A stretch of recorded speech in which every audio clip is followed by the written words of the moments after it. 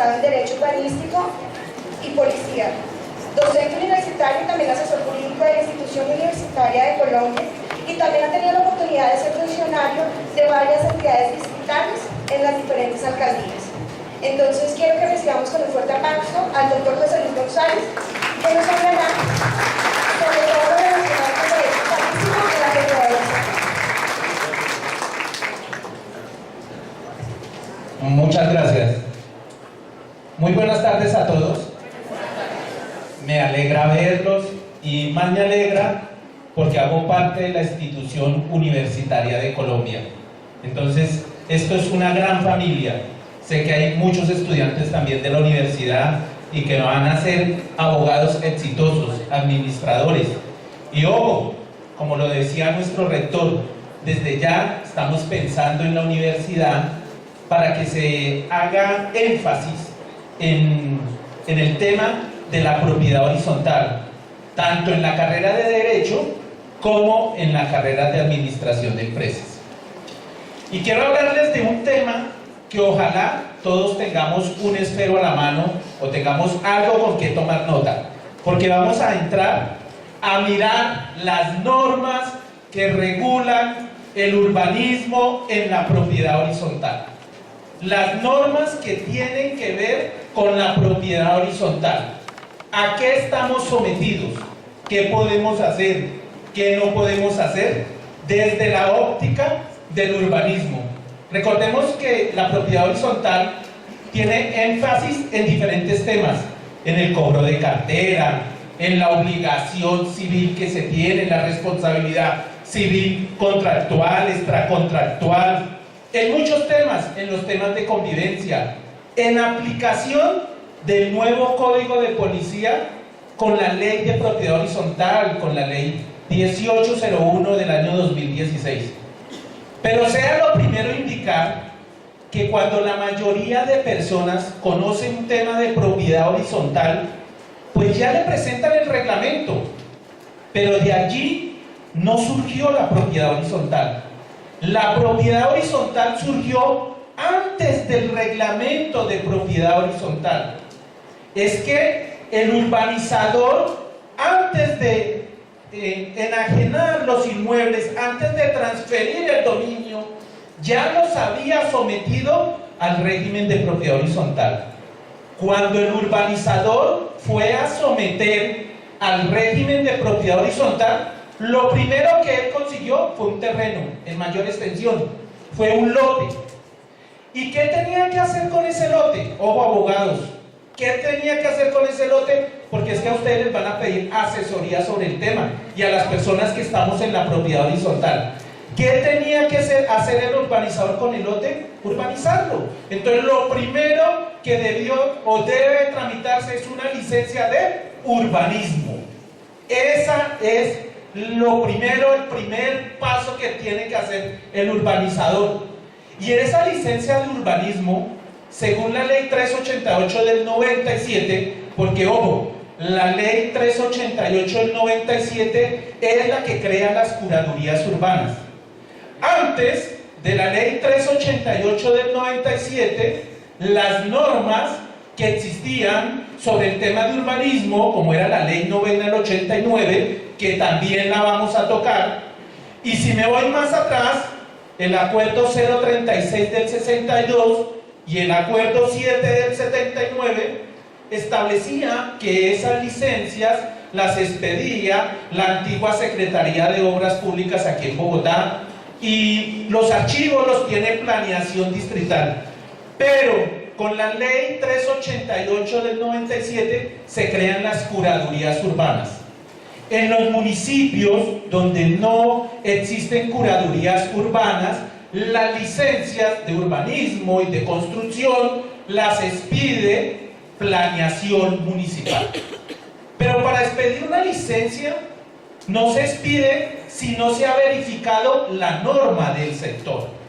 Entonces el curador urbano o el funcionario de planeación que va a expedir la licencia planeación donde no existen las curadurías urbanas, él debe verificar la norma urbanística del sector. si en ese terreno que compró el urbanizador puede construir un centro comercial, o solamente puede hacer un conjunto para vivienda, o puede ser un condominio, o puede ser un conglomerado industrial. Porque es que recordemos que la propiedad horizontal no solamente se asimila a los inmuebles que tienen que ver con vivienda, sino también a los centros comerciales, también a los centros industriales. Esos están sometidos en propiedad horizontal. Incluso hay estadios que están sometidos a la propiedad horizontal. El estadio del Deportivo Cali está sometido bajo el régimen de las normas de propiedad horizontal. Cementerios. Hay cementerios que están constituidos bajo las normas de propiedad horizontal. Un amigo mío decía, ¿cómo será una asamblea en un cementerio de copropietarios? ¿Se imaginan? ¿Se imaginan cómo será? Bueno, entonces la propiedad horizontal rige desde muchos ámbitos, pero cuando yo les estoy hablando desde esos ámbitos, les estoy hablando de los usos, la destinación que le puedo dar a ese terreno que compró el urbanizador. ¿Y quién es el que me dice los usos, la destinación, la edificabilidad? ¿En cuántas unidades privadas puedo subdividir de alguna manera ese terreno? ¿Cuáles van a ser las zonas comunes? ¿Cuáles van a ser las zonas de cesión tipo A, las zonas de cesión tipo B? ¿Cuáles son las zonas de cesión tipo A? Yo creo que ya la mayoría de abogados que están acá o próximos a graduarse y la mayoría de administradores saben, pero se los voy a recordar. Las zonas de cesión tipo A son las áreas destinadas al espacio público que debe el urbanizador responsable cederlas de manera obligatoria en esta clase de proyectos urbanísticos. Zonas de cesión tipo A son las zonas verdes, las vías, los andenes. Son bienes de la Unión que son para el disfrute no solamente de la propiedad horizontal, sino de toda la ciudad.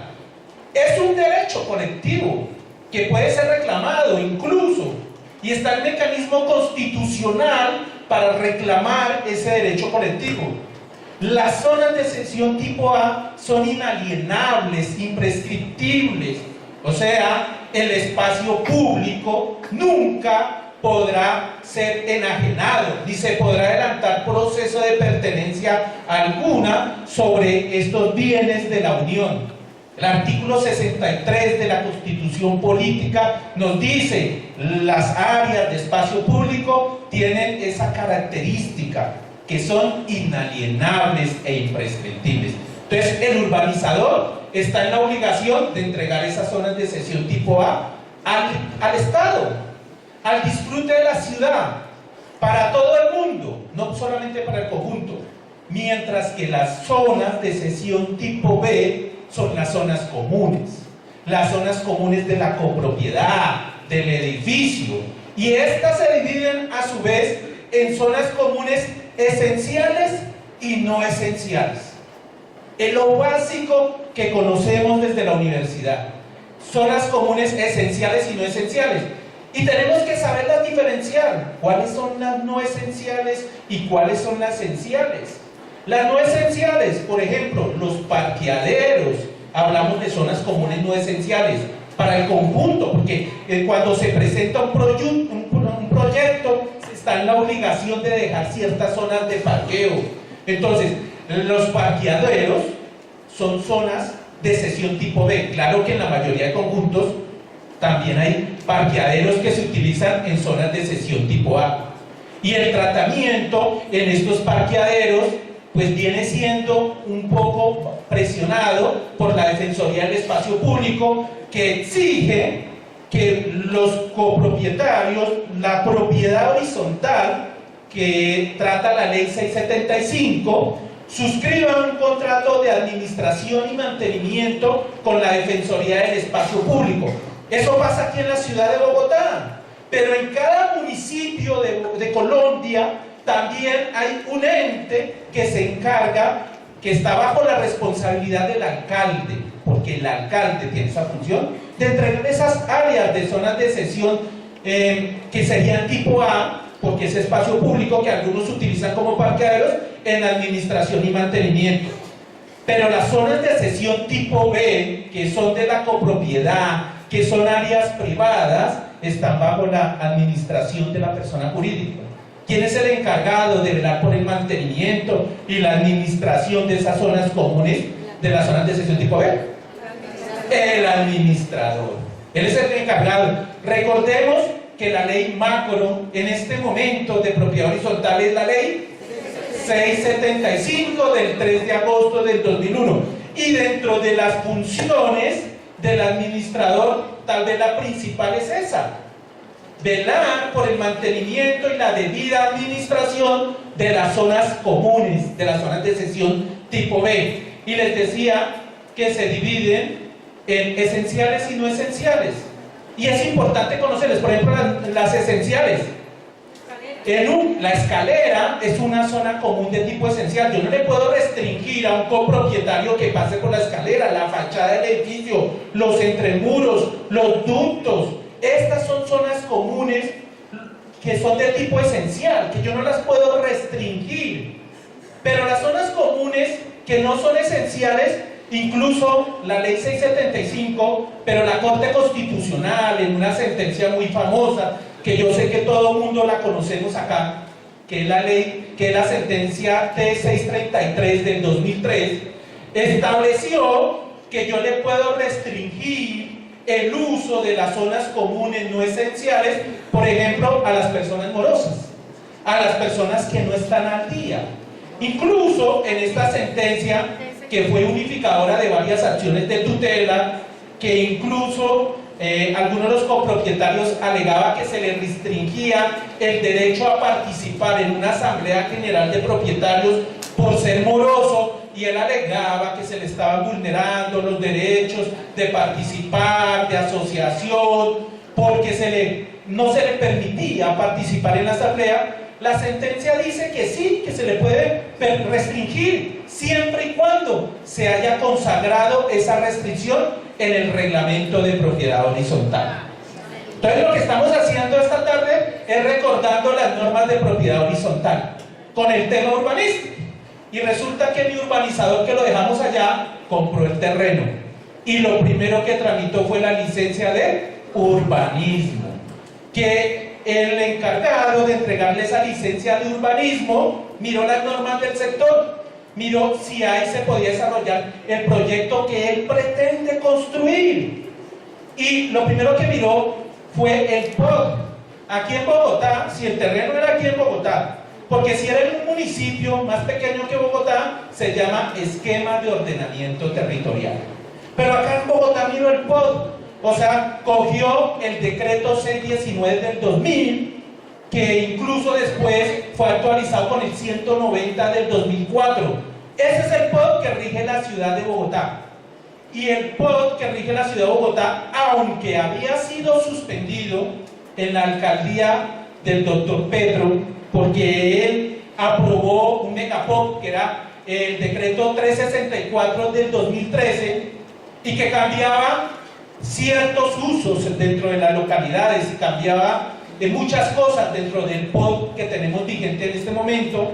Pues resulta que ese decreto, el 364 del 2013, lo suspendió el Consejo de Estado, el contencioso administrativo lo suspendió, y por lo tanto no se aplica.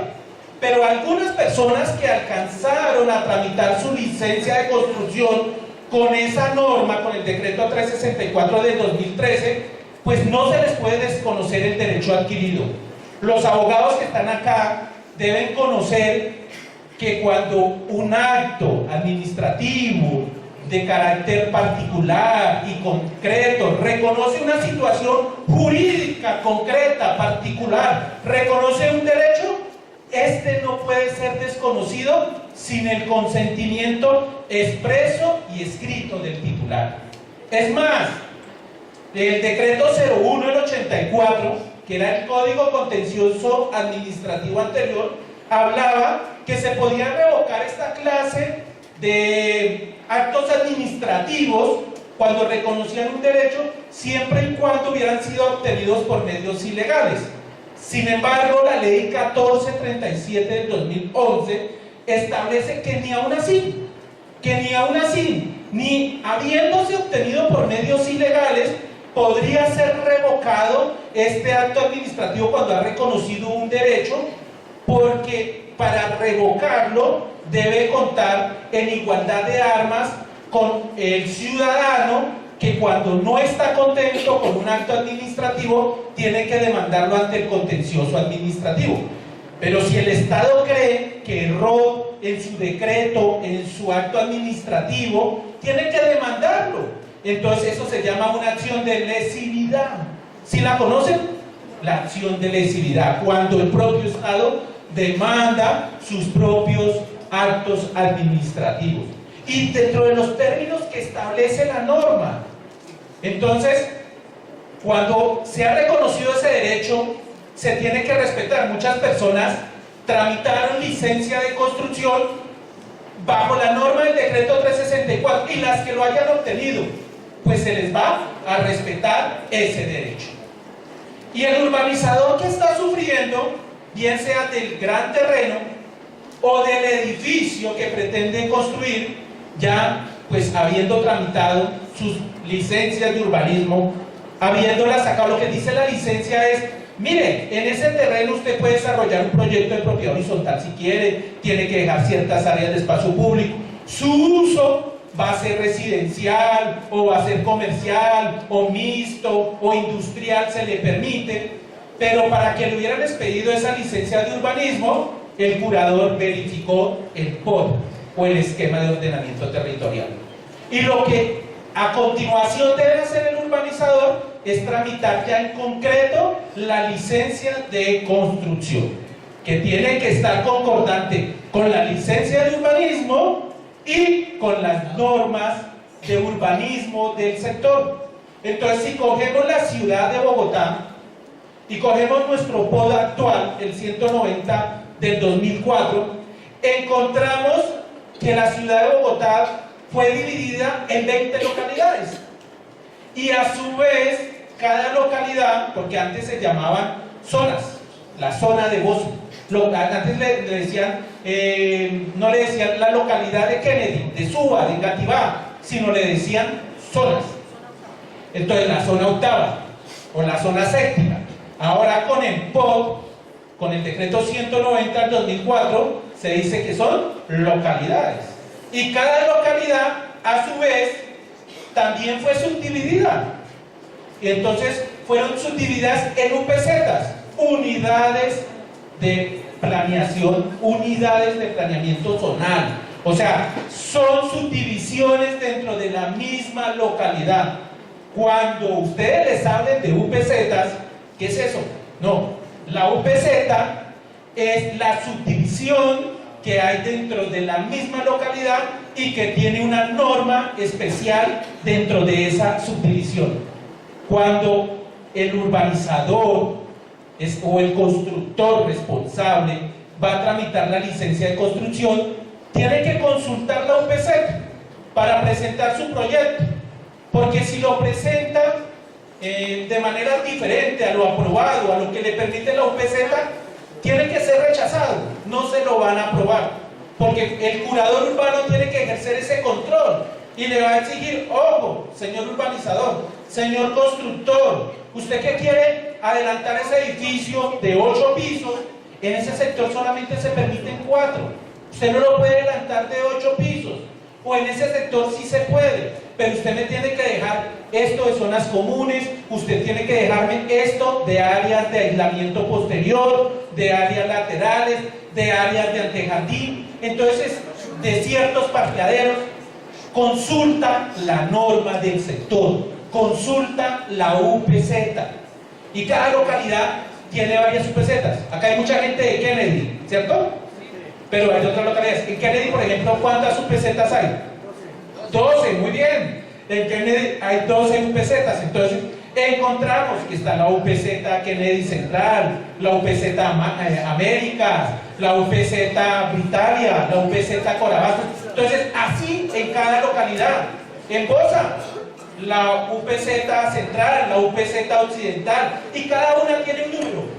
Cuando aprobaron esa UPZ, la aprobaron mediante un decreto planeación distrital. Entonces, cuando aprobaron la UPZ, allí le dejaron a usted, si usted está su predio, su inmueble, su lote en esta UPZ, estos son los usos, estas son las áreas de edificabilidad, estos son los pisos.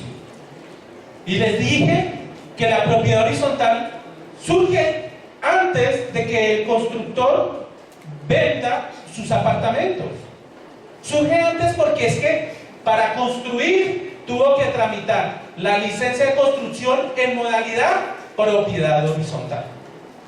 Tuvo que haberla tramitado de esa manera. Y lo que hace el reglamento es leer esa licencia de construcción. Entonces, después de que se obtiene la licencia aprobada, allí en la licencia que le aprobaron, pues es un acto administrativo también de carácter particular y concreto, que también puede ser objeto de recursos, porque es un acto administrativo. Los curadores urbanos son entes privados, pero tienen funciones públicas, entonces sus decisiones se asimilan a actos administrativos. Una licencia es un acto administrativo, o sea, puede ser objeto de recursos. Puede ser objeto de recursos. ¿Cuál es la segunda instancia de las curadurías urbanas? Planeación. Entonces, el vecino que no está de acuerdo con que le hayan expedido la licencia de construcción, o alguno de los copropietarios, pues todavía no ha llegado al inmueble porque hasta ahora le están sacando la licencia, pero es que cuando están en un conjunto residencial, claro que eso no sucede aquí en Bogotá ni en Colombia, hay veces dicen, uy, allá van a construir y no lo vamos a permitir y no sé qué, o creen que ese terreno es un parque de este conjunto. Dicen, eso fue lo que nos dejaron a nosotros y ese es el parque, y resulta que no. Resulta que son terrenos privados que pueden ser urbanizados.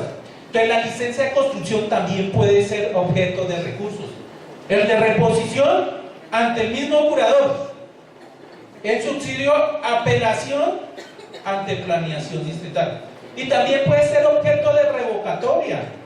La acción de revocatoria que consagra el artículo 93 de la ley 1437 del 2011. Cuando se configuran alguna de las siguientes causales. Cuando la norma o el decreto que se está demandando está en contra de la Constitución política y la ley, o cuando crea un agravio injustificado o está en contra del interés público social. Esas son las causales de revocatoria del artículo 93 de la ley 1437 del 2011. Pero también estaban en la norma anterior, porque es que, ojo, ustedes abogados les van a decir, bueno, ¿cuándo entró en vigencia la ley 1437 del 2011? El 2 de julio del 2012. Y si mi proyecto era anterior al 2 de julio del 2012, bajo el principio de legalidad, o sea que nadie puede ser sometido sino al imperio de las normas vigentes en la época de los hechos, tengo que aplicar el Código Contencioso Administrativo anterior. ¿Y cuál es el Código Contencioso Administrativo anterior? El Decreto 01 del 84, que también establecía la revocatoria directa en el artículo 66, las mismas causales. La improcedencia que decía el Decreto 01 del 84 era que cuando se había hecho uso de los recursos de ley, o sea, el de reposición y el subsidio de apelación, pero también hay otro recurso. Si me niegan la apelación, puedo acudir al recurso de queja, ¿cierto? Entonces, si yo he hecho uso de los recursos de ley, si estoy bajo el imperio del Decreto 01 del 84, no podría hacer uso de la revocatoria directa. Pero si mi proyecto fue al 2 de julio, posterior al 2 de julio del 2012, mi proyecto o mi sanción o el acto administrativo que vaya a demandar, pues le aplico la ley 1437 del 2011. Y allí establece que la revocatoria directa también sería improcedente cuando se ha hecho uso de los recursos de ley, excepto, entonces ya me da la posibilidad, ojo, ya me dejó otra ventana abierta, excepto si la revocatoria que yo planteo me crea un agravio injustificado o está en contra del interés público social. O sea, me dejó dos causales la segunda y la tercera, que yo puedo alegar revocatoria, así haya hecho uso de los recursos de ley. La primera causal, la de que está en contra de la Constitución política y la ley, si yo hice uso de los recursos de ley, pues ya no la podría utilizar. Por esa causal sería improcedente. Entonces, el urbanizador y ustedes los abogados y los administradores que ya saben, oiga, ¿de dónde llegó el reglamento? Es que a mí me presentan un reglamento con unos coeficientes y me dicen, y hay unos folios de matrícula, pero ¿de dónde salieron? Si es que el señor compró un solo lote, ¿cómo hizo para sacar tantas matrículas inmobiliarias? ¿Cómo hizo para sacarlas? Pues lo que hizo fue someterlo al régimen de propiedad horizontal. Le dijo al registrador, le dijo, tengo una matrícula inmobiliaria, necesito que me asigne varias matrículas. Para ello, entonces, tramité mi licencia de urbanismo, tramité mi licencia de construcción, y acá está el reglamento que lo levé a escritura pública, y el reglamento lo que hace es leer la licencia. Dice, el inmueble va a tener tantos apartamentos, y ahí están los linderos en los planos. Entonces lo que hace es transcribir la licencia al reglamento, aparte de las normas de convivencia que establece el reglamento.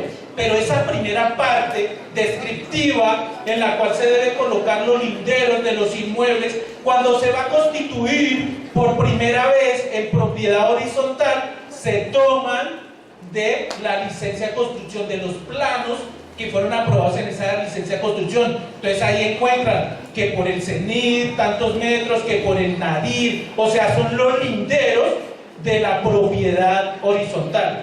El reglamento lo que hace es leer la licencia de construcción.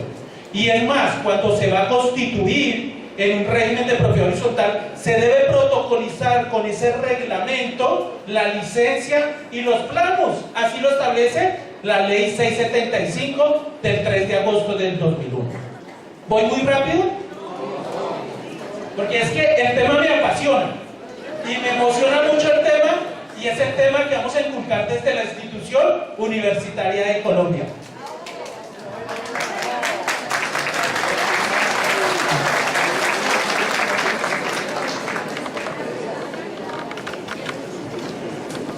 Bueno, y entonces ahí sí se tiene el reglamento de propiedad horizontal.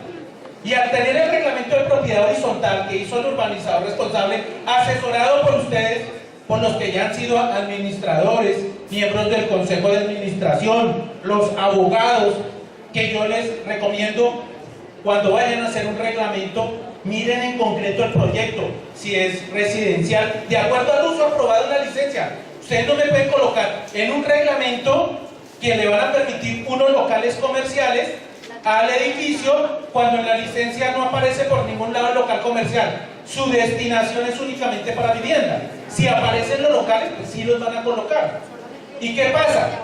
Entonces, ustedes le van a ayudar a hacer el reglamento, lo están asesorando y le van a ayudar a hacer el reglamento a esa persona que quiere constituirlo en propiedad horizontal. Y no van a plagiar otro reglamento, no van a coger y cambiar el nombre y esto, no, sino van a mirar en concreto la norma, van a mirar qué se puede aplicar, los usos y las normas de convivencia, y ojalá actualizadas algunas conforme la ley 1801 del 2016, que entró en vigencia, ¿qué día? El 30 de enero del año 2017. Que en un próximo seminario o taller hablaremos en concreto de esa norma, de la ley 1801, de la ley 1801 del 16, que entró en vigencia el 30 de enero del año 2017. Entonces, entró en vigencia 6 meses después de que fue aprobada, que fue sancionada. Y resulta que entonces ustedes, como volvemos con nuestro urbanizador que les pidió asesoría a los administradores o cuando vayan a construir, entonces lo que hicieron fue someter esas licencias a las normas de propiedad horizontal. O sea, lo que hicieron fue crear el reglamento. Y una vez llevaron el reglamento, le dijeron, señor registrador de la zona que sea, necesito que le otorgue matrícula inmobiliaria al apartamento 101, 201, 301, y estas son las zonas comunes. Entonces en el reglamento debe quedar todo especificado como está la licencia de construcción. Una vez se tiene eso, el registrador pues lo registra, se toma su tiempo, su análisis, porque los actos de registro también pueden ser objeto de recursos. Los actos de registro, y también de una acción de revocatoria directa, los actos de registro. Pero digamos que pasó todo bien, y el registrador, aquí está el edificio Miraflores, tantos apartamentos, y el apartamento 101, 201, y las matrículas, y los garajes, porque hay garajes privados, ¿sí? Entonces, o los locales, según el proyecto que hayan presentado, y les da a cada uno su matrícula inmobiliaria. Una vez hace eso, entonces el urbanizador ahí sí comienza y dice, bueno, vamos a vender. Entonces ahí hacen la venta. Entonces ya tiene matrícula inmobiliaria el apartamento 101, según el reglamento de propiedad horizontal. Esa es la escritura como inicial que tiene el urbanizador, y empieza a escriturar cada apartamento. Y empieza a llegar la gente, empiezan a llegar los copropietarios, y empiezan a llegar algunos problemillas. De pronto llega gente que desconoce las normas de propiedad horizontal y no saben qué es vivir en propiedad horizontal, que eso es lo que ha pasado en la mayoría de conjuntos.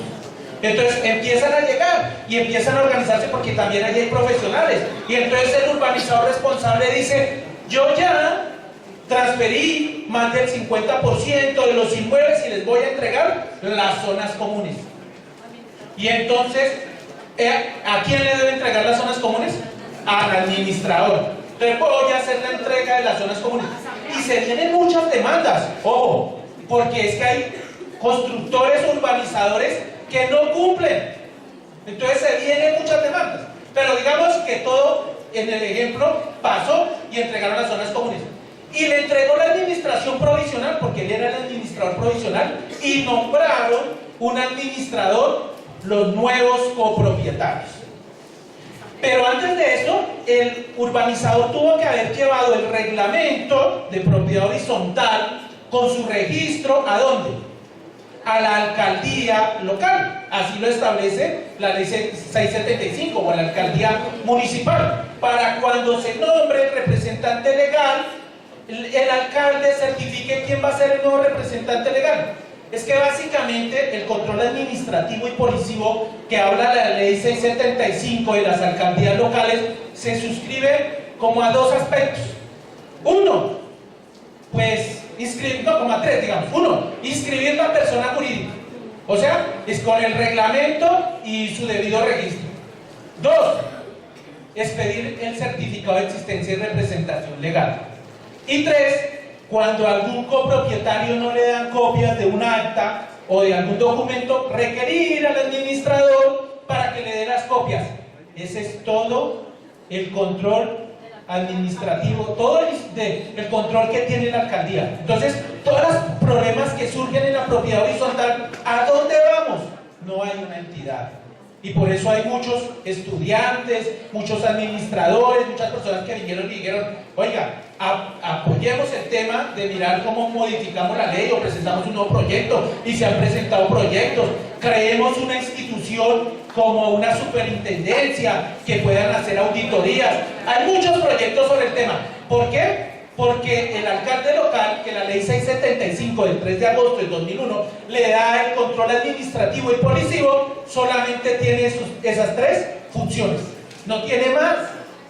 Y entonces resulta que el administrador, el nuevo administrador de nuestro ejemplo, llega porque ya los copropietarios nombran su consejo de administración, pueden delegar en el consejo de administración que nombren el administrador. Y yo lo he dicho en muchos espacios universitarios y en charlas que es lo más sano, que sea el consejo de administración el que nombre el administrador. La ley 675 lo permite porque tiene el tiempo para recibir hojas de vida, mirar las experiencias, analizarlas, y que de pronto no pase lo que al comienzo del seminario se hablaba, que en un medio de comunicación la semana pasada, el séptimo día, habían mostrado ciertos administradores.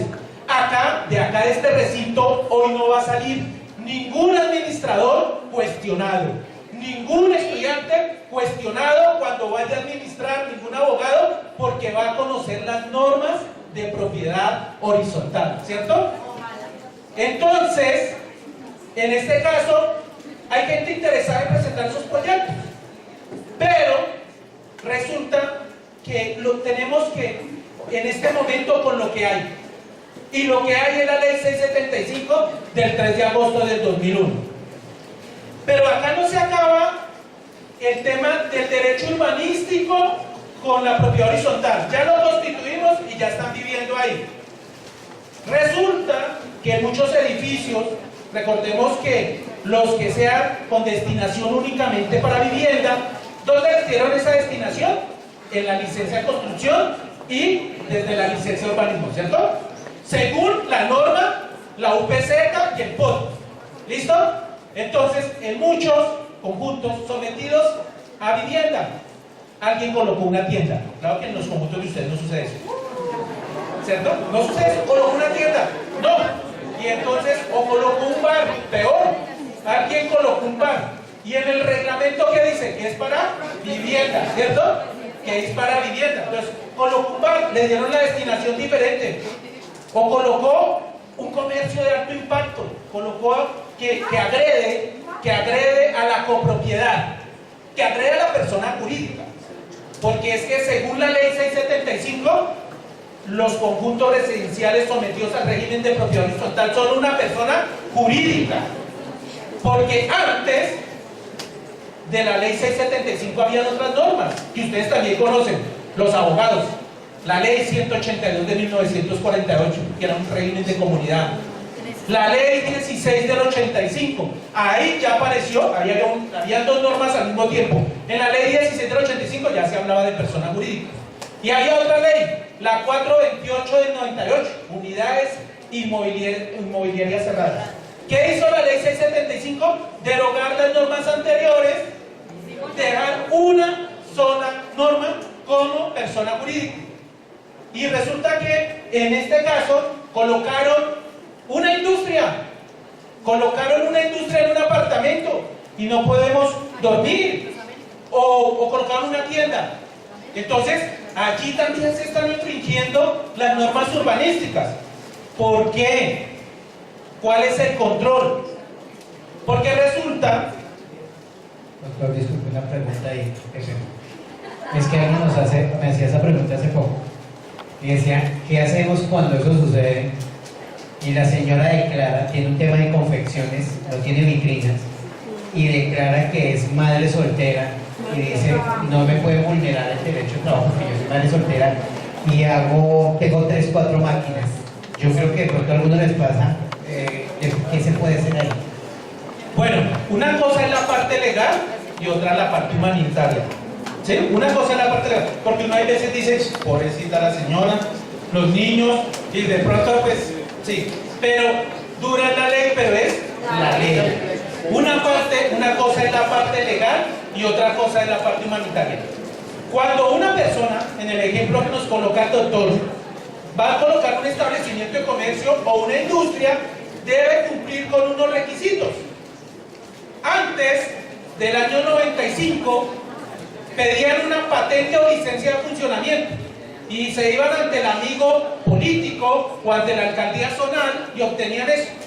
Pero en el año 95, con la expedición del decreto 2150 del 95, se abolieron ciertos trámites, ciertas autenticaciones. Fue un decreto de descongestión y allí se abolieron las licencias o patentes de funcionamiento.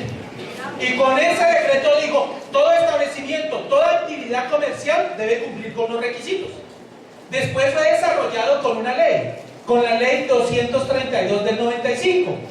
Y la ley 232 del 95 en el numeral segundo decía los requisitos: tener matrícula mercantil, pago de derechos de autor si ejecuta música, si no pues tiene una certificación que no lo hace, cumplir con las normas sanitarias, informarle a la oficina de planeación que ahí tiene esa actividad, horario.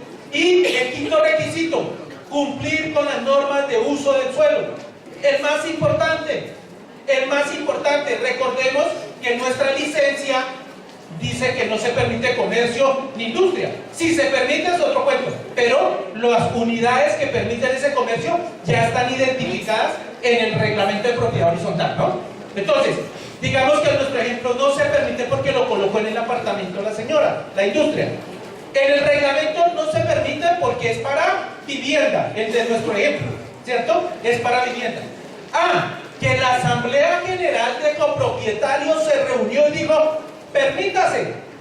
Tampoco la Asamblea General puede ir a vulnerar normas de orden superior. Aunque sea el órgano supremo de la persona jurídica de esa copropiedad, no puede ir en contra de normas de orden superior. Tendría que hacer una modificación a la licencia y eso verificando que se permitiera con las normas del sector. Si no, no. Y tendría que hacer una reforma al reglamento de propiedad horizontal una vez modificada la licencia. Si no, no. Y esa reforma es mediante escritura pública registrada en cada folio de matrícula inmobiliaria, o si no, no. ¿Sí? Y entonces en el ejemplo que es de vivienda y que llegó la señora, pues no cumple con las normas de uso del suelo.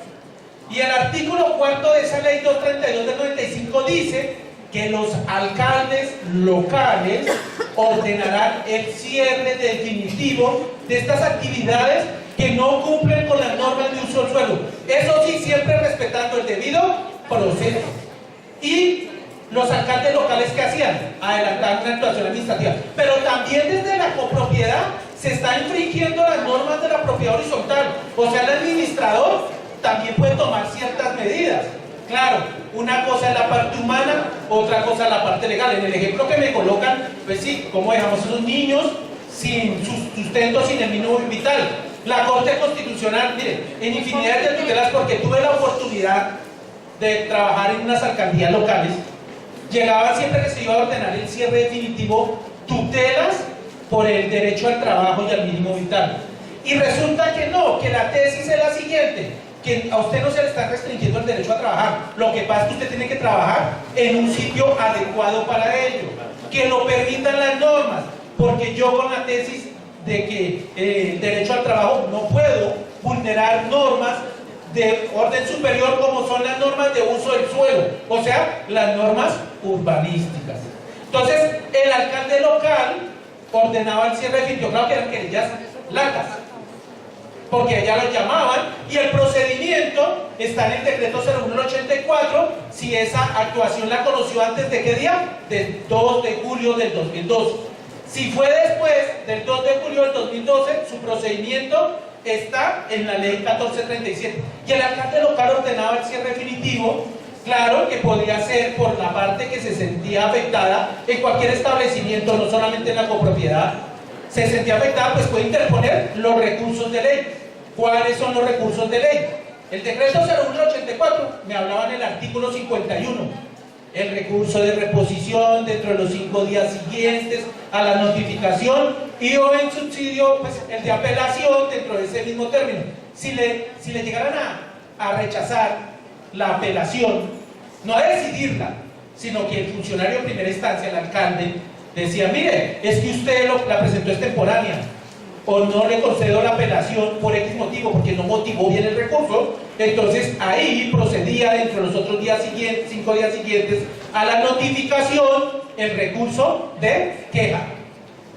Entonces, se debe cumplir con las normas de uso del suelo en los conjuntos residenciales. Ahora, el tema está más fregado, con la ley 1801 del 2016, o sea, con el Código de Policía. Yo he escuchado, bueno, ¿y qué interferencia tiene el Código de Policía en la propiedad horizontal? Muchísima, no solamente en temas de convivencia. Resulta que sobre estas normas de uso del suelo, también dice la ley 1801, deróguese, como lo hizo la ley 675, deróguese las normas anteriores. O sea, derogó la ley 232 del 95, que era la que regulaba el procedimiento y los requisitos que se necesitaban para desarrollar una actividad. Y la ley 1801 del año 2016 llega y recoge y dice, los establecimientos o las actividades comerciales deben cumplir con estos requisitos de funcionamiento. y habla también de la matrícula mercantil, del concepto de sanidad, habla que incluso si un establecimiento para que le pueda funcionar debe tener baño, entonces habla de que ya no toca comunicarle a la oficina de planeación, sino al comandante de policía del municipio o de la localidad la apertura del establecimiento, pagar los derechos de autor, cumplir con las normas de seguridad, con las normas que tengan que ver con no solamente el uso del suelo, sino incluso con las normas ambientales, auditivas. Todo eso lo establece la ley 1801 del año 2010. O sea, el Código de Policía actual. Me voy a meter un poco en el Código de Policía actual, aunque será objeto de otra charla. Y el Código de Policía actual dice que cuando sucede ese tema del uso del suelo porque alguien no funciona, ya no es el competente el alcalde local. El competente es un inspector de policía. Le dio esa competencia. Entonces, el administrador, porque con todas las quejas que recibió de la copropiedad, el administrador llegó y colocó la querella ante las inspecciones de policía de la localidad.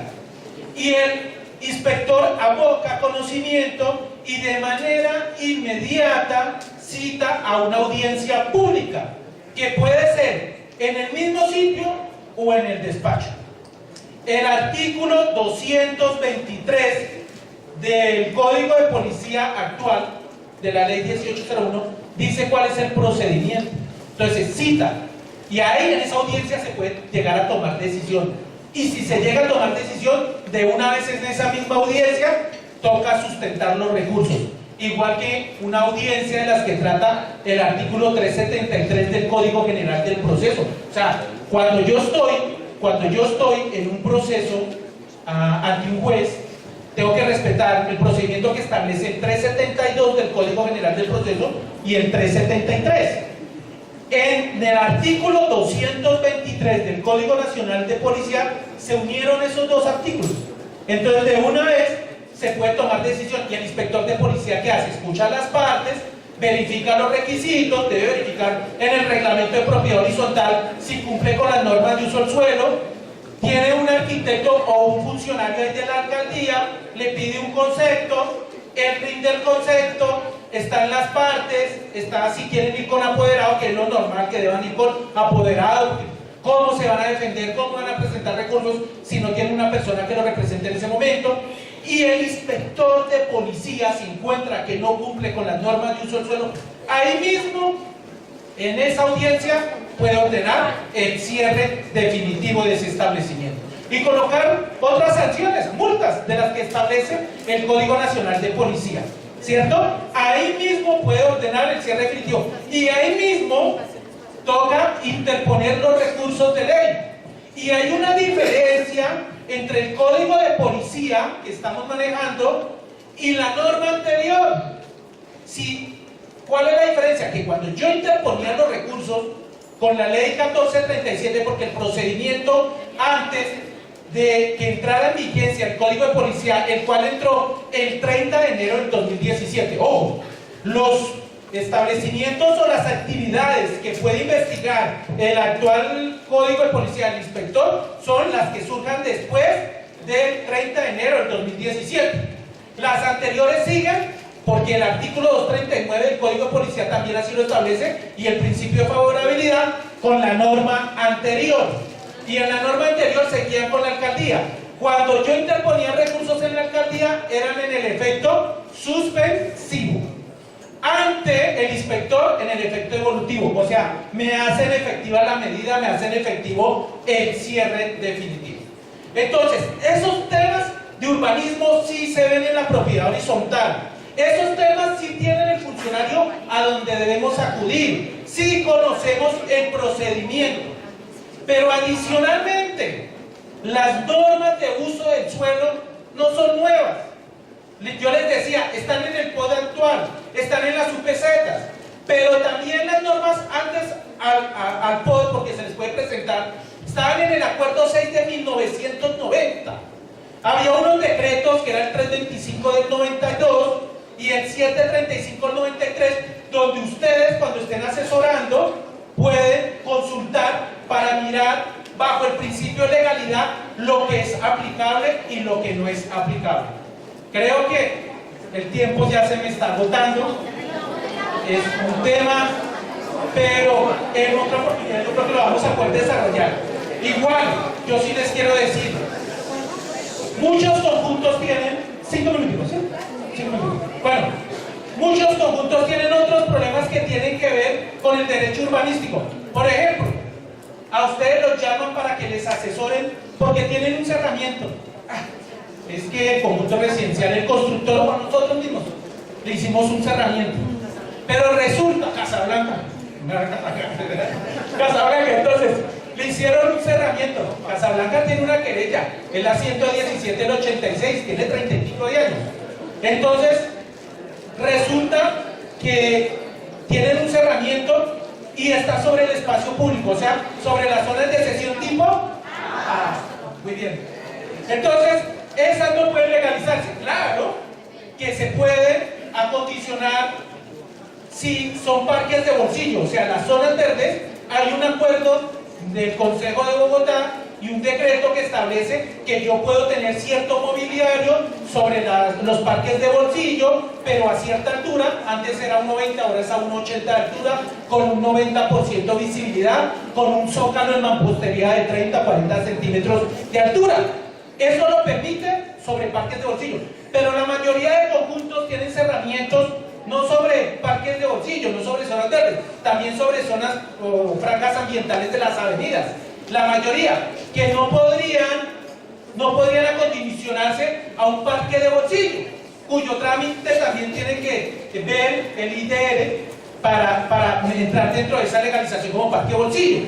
Pero resulta que no, que también estamos en otras zonas de sesión tipo A que no las podemos someter como parque de bolsillo. Igual las alcaldías, si conocieron de ese tema, antes de que entrara en vigencia el Código de Policía actual, o sea, antes del 30 de enero de 2017, entonces las alcaldías adelantan unas actuaciones, por eso le hablaba de la 117 del 86.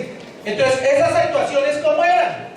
Si eran con el decreto 0184, abocaban conocimiento, decretaban una inspección ocular, llamaban a descargos al administrador, así lo establece el artículo 28 y 35 del decreto 0184. Una vez practicadas las pruebas, pedían conceptos, ordenaban la demolición mediante resolución porque está en el espacio público y no hay nada que hacer. Y a esa resolución le cabían perfectamente los recursos de ley. ¿Cuáles son los recursos? El de reposición, si estábamos bajo la norma del decreto 0184, dentro de los 5 días siguientes. El de ahí mismo, en subsidio de apelación, y si no, el de queja. Con la ley 1437 del 2011, o sea, las actuaciones posteriores al 2 de julio del 2012, ya los recursos se presentan dentro de los 10 días siguientes. Las notificaciones cambiaron, son 10 días. Igual, como le digo, también se debe respetar el debido proceso. Pero si esas actuaciones hasta ahora las conocen o hay un tema de espacio público y no tienen actuación, Código de Policía actual, o sea, Ley 1801.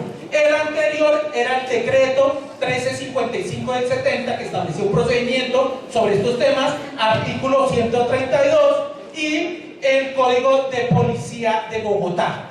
Entonces, este tema es muy interesante, espero les haya gustado. Quiero seguir hablando de estos temas, pero será una oportunidad porque me va a hacer. Muchas gracias desde la institución universitaria de Colombia, bienvenidos y muchas gracias a todos. Que el Señor nos bendiga.